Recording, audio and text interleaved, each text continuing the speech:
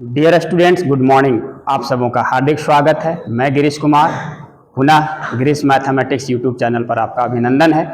अभी हमने पिछले वीडियो में बहुत सारे अर्थमेटिक प्रोग्रेशन और ज्योमेट्रिक प्रोग्रेशंस के बारे में पढ़ा, उसके न्यूमेरिकल्स को सॉल्व किया।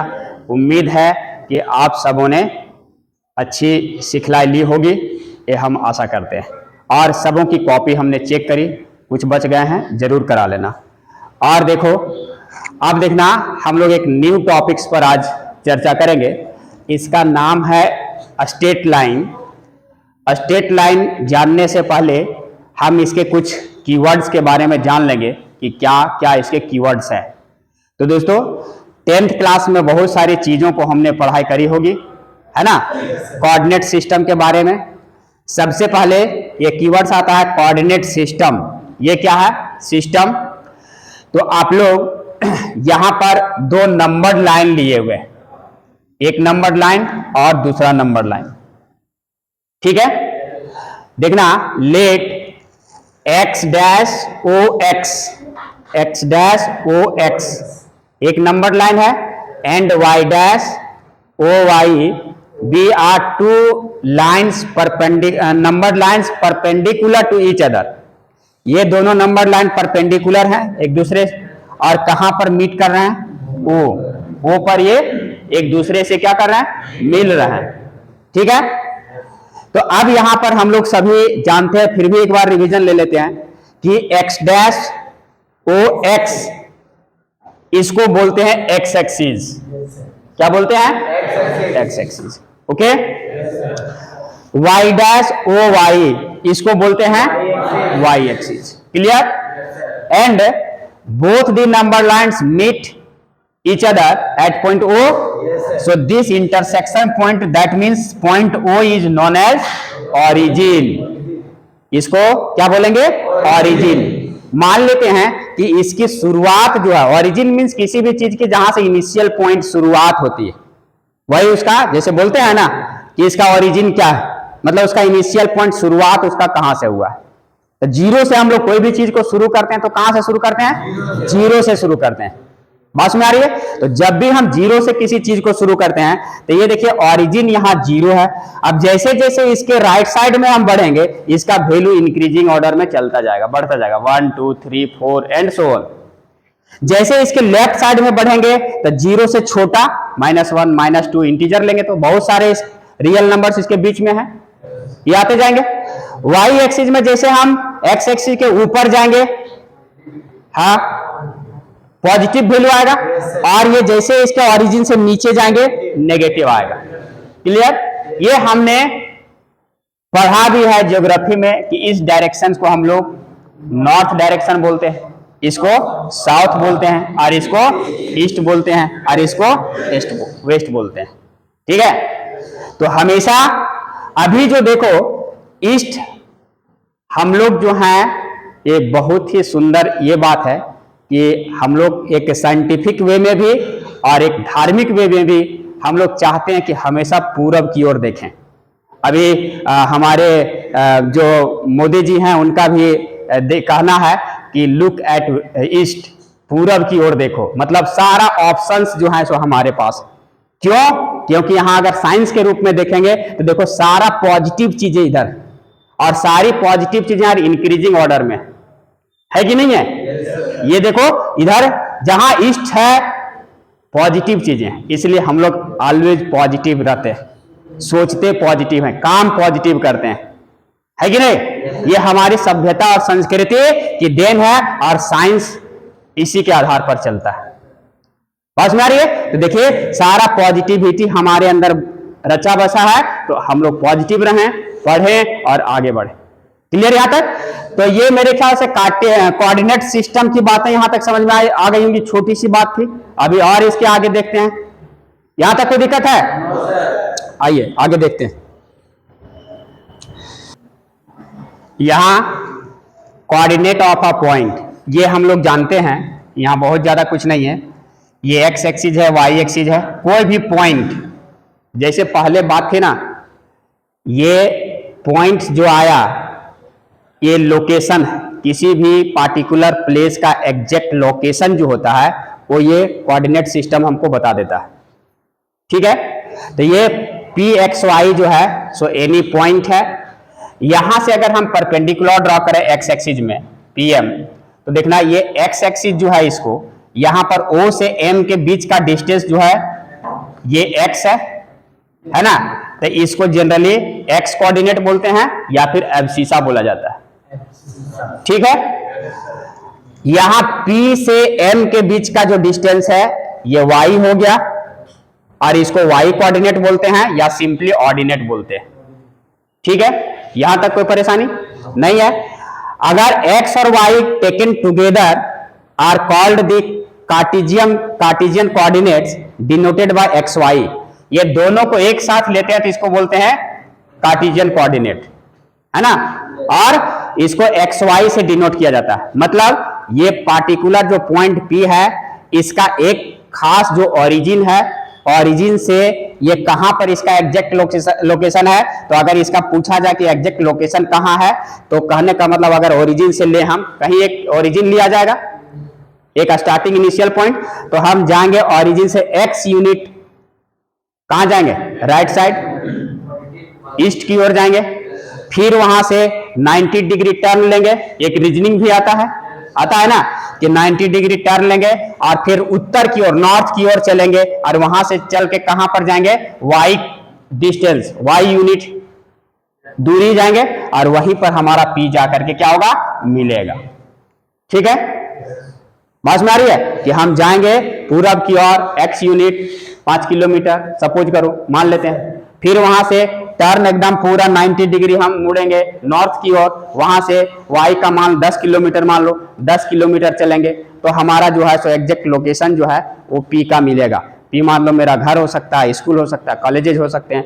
तो ये एग्जैक्ट लोकेशन फाइंड करने का एक कार्टेशियन सिस्टम में बहुत ही अच्छा क्या है, तरीका है। क्लियर?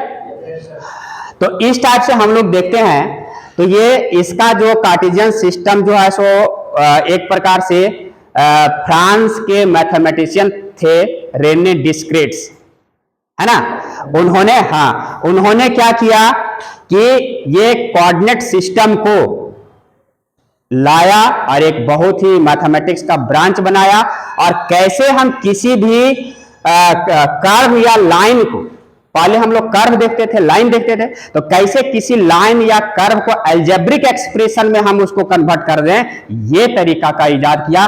तब से ये बहुत ही बड़ा ब्रांच बना और इसे हम कोई भी कर्व का अगर इक्वेशन निकाल लें, कोई भी लाइन का इक्वेशन अगर निकालने का तरीका जान गए तो ये बहुत बड़ी क्रांति आ गई मैथमेटिक्स में। तो ये देन था फ्रांस के एक मैथमेटिशियन थे रेने डिस्क्रेट्स, है ना, उन्होंने ये सब चीज को कर्व का को एक अलजेब्रिक फॉर्म में कैसे ट्रांसफर करना है इसका तरीका हम लोग को बता के गए हैं, और ये बहुत बड़ा क्रांति है। इससे हम किसी चीज का लोकेशन फाइंड कर सकते हैं। और अभी हम देखेंगे कि हम लोग जो एक पैटर्न पर हम किसी चीज का एरिया निकालते थे, कुछ भी निकालते थे, अगर किसी लाइन का कर्व का इक्वेशन जान गए तो हम पूरे 12th क्लास में पढ़ेंगे कि पूरे क्षेत्र का रीजन का कैसे एरिया हम इंटीग्रल माध्यम से निकालेंगे। बहुत ही सिंपल तरीका होता है ना। अगर कर्व का इक्वेशन जान गए, कहां से कहां लिमिट जान गए, तो ये सब बहुत बड़ी बड़ी चीजें इससे फाइंड होता है। तो ये बहुत बड़ा चैप्टर है, लेकिन ये बहुत ही आसान है, सिर्फ अगर कंसेप्ट आप क्लियर रखेंगे, थोड़ा सा मेहनत करेंगे तो। क्लियर यहां तक? yes, आगे बढ़े। अब यहां से इसका जो अब हम एक होता है कि ब्रीफिंग करना, तो हम कोऑर्डिनेट सिस्टम को ब्रीफ कर दिए। अब आइडिया आ गया होगा क्या है नहीं है, बाकी हम पीछे भी पढ़े हैं। जैसे हम एक अभी लिखे हुए हैं डिस्टेंस फार्मूला, तो ये तुम लोग 10th क्लास में पढ़े होंगे कि हाँ, जैसे है ये x एक्सिस है, y एक्सिस है, यहां अगर मान लो कि दो पॉइंट है P x1 y1 और यहां पर है Q x2 y2, इसका कोऑर्डिनेट है ना। तो अब कह रहा है कि कैसे हम इसके डिस्टेंस फार्मूला, मतलब ये दोनों पॉइंट के बीच का डिस्टेंस हम कोऑर्डिनेट सिस्टम अगर दिया हुआ है, कोऑर्डिनेट्स हमको पता है, तो दो पॉइंट के बीच का डिस्टेंस कैसे फाइंड करेंगे, इसका फार्मूला। तो तुम लोग पढ़े भी होंगे। अगर देख लो इसको, बहुत ही आसान तरीका है, इसको प्रूफ करके हम दिखा देते हैं। यहां से परपेंडिकुलर ड्रॉ करो, यहां से परपेंडिकुलर ड्रॉ करो LM, है ना, और यहां से इस पर परपेंडिकुलर ड्रॉ करो N। ठीक है,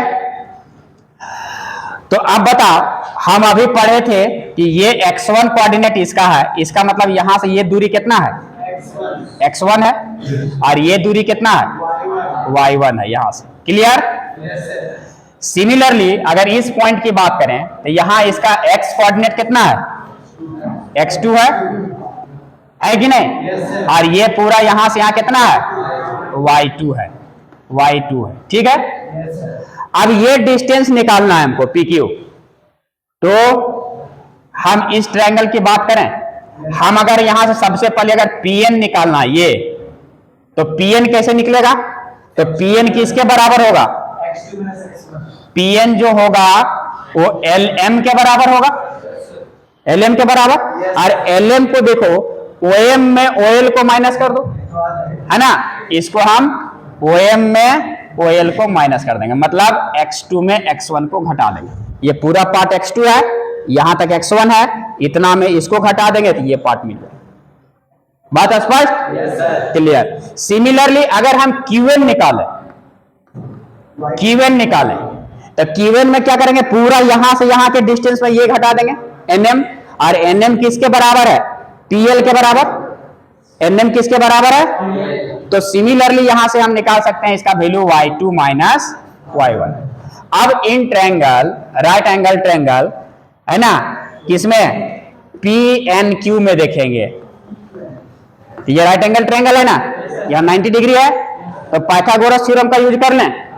तो देखो यहां से PQ हाइपोटेनियस के बराबर होगा, तो PQ का स्क्वायर बराबर PN का स्क्वायर प्लस NQ का स्क्वायर लिख सकते हैं। तो अगर हम यहां से डायरेक्ट PQ बराबर लिखें तो रूट अंडर यहां आ जाएगा, और PN का स्क्वायर प्लस QN का स्क्वायर। सही लिखे हैं कि नहीं? PQ का स्क्वायर बराबर इतना स्क्वायर प्लस इतना स्क्वायर, तो ये स्क्वायर इधर जाके रूट हो गया। अब यहां से देखो PN कितना है, x2 माइनस x1 का प्लस QN कितना है, ये होल स्क्वायर। तो देखो अब कहीं भी दो पॉइंट अगर कोऑर्डिनेट फॉर्म में दिया हुआ है तो उसके बीच का डिस्टेंस अभी इस फॉर्मूला से निकाल लेंगे। निकाल लोगे ना? यहां तक पढ़ के आए, ये प्रूफ भी हो गया, कोई कंफ्यूजन नहीं है। अब देखो ये सेक्शन फॉर्मूला ये भी पढ़े हुए हैं। अगर ये पॉइंट है P, इसका कोऑर्डिनेट x1 y1 है, ये पॉइंट है Q, इसका कोऑर्डिनेट x2 y2 है, तो अगर ये PQ को कोई अनदर पॉइंट R m/n के रेशियो में अगर इसको बांट रहा है, डिवाइड कर रहा है, क्या कर रहा है, तो अब इसका R का अगर कोऑर्डिनेट हमको लिखने के लिए देगा तो इसको लिखना है m इधर वाला से मल्टीप्लाई होगा और n इधर वाला से मल्टीप्लाई होगा। तो पहले x कोऑर्डिनेट लिखाएगा, तो m into x2 plus n into x1 और बटा m प्लस n। ठीक है, x कोऑर्डिनेट हो गया, y coordinate m into y2 plus n into y1 और बटा m प्लस n। ये अच्छा, ये डिवीजन जो है सो देखना, R जो है इसको कहां डिवाइड कर रहा है, इंटरनली डिवाइड कर रहा है। हाँ, इंटरनली क्या कर रहा है, डिवाइड कर रहा है। यही चीज अगर यही चीज जो है इस टाइप से अगर यहां पर जो है P x1 y1 और यहां पर Q x2 y2, अगर यहां पर ये पॉइंट R आ जाए, मतलब इसको एक्सटर्नली डिवाइड करे, R जो है PQ को क्या करे, एक्सटर्नली डिवाइड करेगा। तो जब एक्सटर्नली डिवाइड करेगा तो कौन फॉर्मूला कोई बता सकते हो, क्या होगा? कुछ नहीं होगा, R का कोऑर्डिनेट सिर्फ यही रहेगा, सिर्फ यहां माइनस हो जाएगा, यही दिमाग में रखना। mx2 माइनस nx1 बटा m माइनस n, और यहां से m y2 minus ny1 upon m minus m। अगर इंटरनली डिवाइड कर रहा है तो प्लस, एक्सटर्नली डिवाइड कर रहा है तो माइनस। ये चीज ध्यान देना। यहाँ r डिवाइड्स यहाँ इंटरनली दिख भी रहा है कि pq के अंदर है, और यहाँ r जो है सो pq के बाहर है। So this point is external point, externally, और ये जो है इंटरनली, इंटरनली। ठीक है, कोई परेशानी नहीं ना? ये फॉर्मूला बहुत ही इंपॉर्टेंट है, इसको याद रखना। याद देखना, सेंट्रॉइड ऑफ अ ट्रायंगल, एक चीज पहले भी हम लोग पढ़े हैं, सेंट्रॉइड, इन सेंटर, सरकम सेंटर, मतलब अंतःवृत्त, परिवृत्त, ये सब 10th क्लास में पढ़े हैं, रचना, कंस्ट्रक्शन में पढ़े हैं ना? वो सब का यहाँ पर कैसे यूज करेंगे, इसका फॉर्मूला। चूंकि वहां पढ़ा होगा कि सेंट्रॉइड क्या होता है, कि मान लो कि ABC ट्रायंगल है, अब यहाँ पर कोऑर्डिनेट पढ़ रहे थे, इसका coordinate x1 y1, x2 y2, x3 y3 मान लिए। यहां देखना, D क्या है, BC का मिड पॉइंट, E क्या है, AC का मिड पॉइंट, और F क्या है, AB का मिड पॉइंट। तो मिड पॉइंट से है, इसका मतलब इसको 1:1 के रेशियो में डिवाइड कर रहा। और मिड पॉइंट कैसे निकालते हैं कि x1 प्लस x2 बटा 2, इसका कोऑर्डिनेट x2 प्लस x3 बटा 2, इसका y कोऑर्डिनेट निकालेंगे तो y2 प्लस y3 बटा 2। तो सबका मिड पॉइंट यहाँ, तो x1 प्लस x3 बटा 2, y coordinate y1 plus y3 बटा 2, और ये x1 प्लस x2 बटा 2, y1 प्लस y1 बटा 2। मिड पॉइंट जानते हो ना? चलो, मतलब 1:1 के रेशियो, अगर इसको डिवाइड करेगा, मिड पॉइंट मतलब 1:1 के रेशियो में डिवाइड करेगा। डी किसको, BC को, या फिर E किसको, AC को, एंड सो ऑन। तो सेक्शन फॉर्मूला से भी निकाल सकते हैं, तो यही आएगा। ठीक है, मतलब दो कोऑर्डिनेट्स है, तो उसका दोनों x कोऑर्डिनेट को जोड़ के 2 से भाग दे देंगे, डिवाइड कर देंगे, और उसी प्रकार से y कोऑर्डिनेट को, तो उसका मिड पॉइंट निकल जाएगा। अब देखना, ये सेंट्रॉइड है क्या? तो सेंट्रॉइड, ये G जो है ना, इसको डिनोट करते हैं, it is the point of intersection of the mid points of the opposites of the sides from the opposite vertex. ये लाइन सेगमेंट है, कहां से? तो ये मिड पॉइंट और इसके ऑपोजिट वर्टेक्स, ये एक लाइन बनेगा AD। फिर उसी तरह से B एक लाइन बनेगा, किसका? इसका मिड पॉइंट AC का, और इसका ऑपोजिट वर्टेक्स B से। तो ये दोनों लाइन सेगमेंट, या फिर कहें ऑपोजिट वर्टेक्स C से इसका AB का मिड पॉइंट है, इसका एक लाइन सेगमेंट। तो ये तीनों लाइन का जो पॉइंट ऑफ इंटरसेक्शन होगा, this point of intersection is known as centroid. ठीक है, क्लियर यहां तक? तो ये सेंट्रॉइड, और इसका आता है एग्जाम में, या कोई इसका कोऑर्डिनेट फाइंड करने के लिए देगा। तो एक बाय ज्योमेट्री हम लोग जानते हैं कि कोई भी सेंट्रॉइड जो होता है, ये ऑपोजिट वर्टेक्स इसका मिड पॉइंट को, ये सेंट्रॉइड 2:1 के रेशियो में डिवाइड करता है। ये 9th class trigonometry coordinate geometry में चले जाओ, 2:1 के रेशियो में क्या करेगा?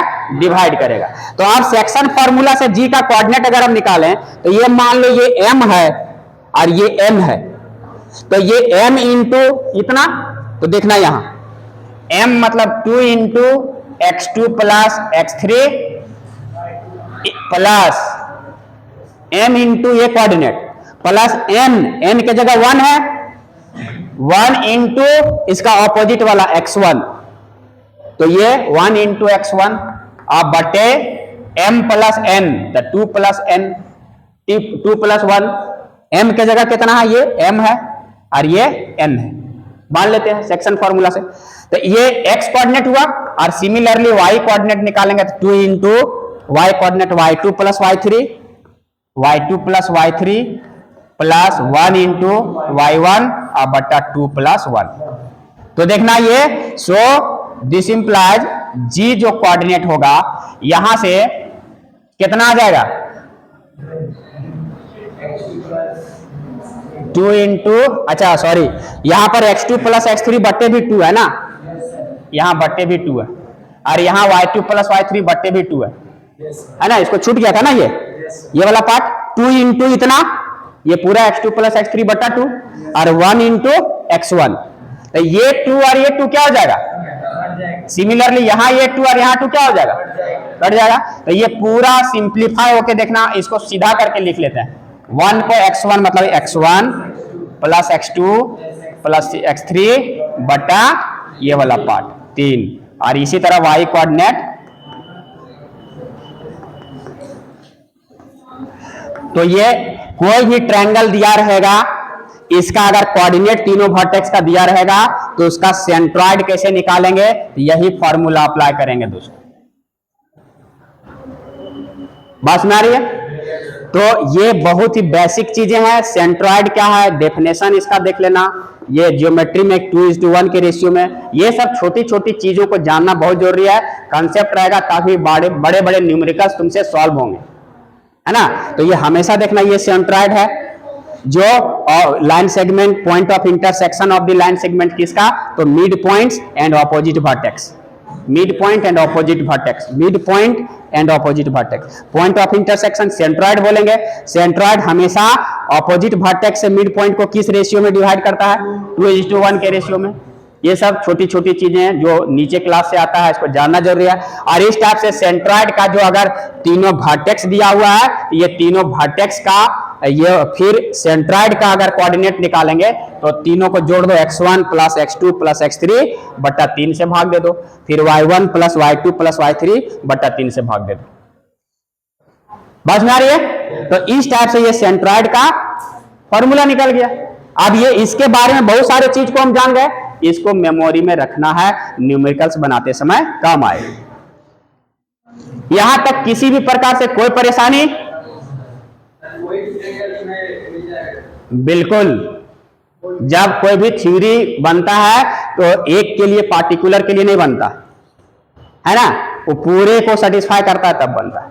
तो सेंट्रॉइड ये किसी भी ट्रायंगल के लिए होगा, ये प्रॉपर्टी यही काम करेगा। वर्टेक्स तीन वर्टेक्स होगा ना, कोई भी ट्रायंगल रहे तो 3 ही वर्टेक्स होगा ना। पास में आ रही है? तो यहां तक मेरे ख्याल से बातें समझ में आई होंगी। आज के सेशन में इतना ही, फिर मिलते हैं इससे आगे और अच्छी अच्छी चीजों को लेकर के। तब तक के लिए आप अपना, अपने समाज का ख्याल रखें, पढ़ें और आगे बढ़ें। अगर वीडियो पसंद आया तो लाइक शेयर एंड सब्सक्राइब जरूर करें। बहुत बहुत धन्यवाद। जय हिंद, जय भारत।